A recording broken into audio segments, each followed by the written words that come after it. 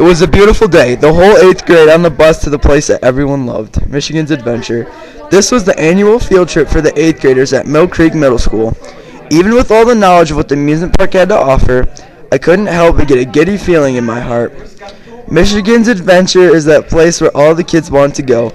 From the food to the fun to the thrills, this certainly was a special place.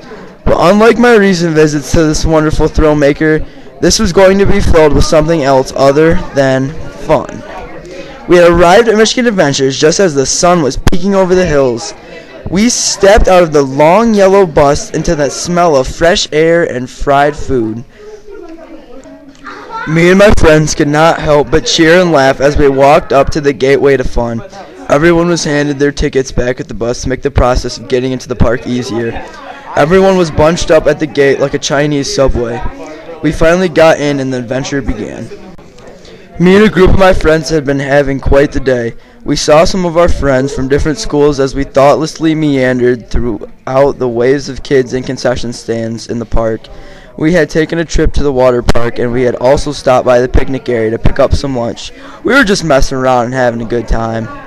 Hey, let's go check out the line for Shivering Timbers. If it is short, I suggest we hop on that ride, I said. That suggestion sounds grand, my fellow classmate, replied my friend Colin. That is the exact thing we did. With only a couple hours to go, we decided to take a ride on the biggest roller coaster in the park, Shivering Timbers. We all were jumping and shaking out of excitement and nervousness as we waited in line for over 30 minutes.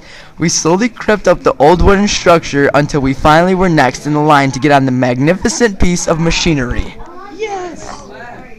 The long cart rolled up in front of us, and each of us filed in 2 by 2. We blasted off out of the starting gate and were off to the races. As the thriller turned the corner and started taking us up the hill, one of my friends shouted out, "Hey, we should take our shirts off." Not thinking anything of the action, all of us buffoons followed through with the action. We started waving them up and down like an ocean of shirts when the ride came to a screeching halt. All of us panicked and tossed our shirts back on. Without a clue what was going on, the ride started back up again. We then had the oh-so-very smart decision of taking off our shirts again. We once again waved them around like flags. The coaster came to another stop closer to the top of the hill.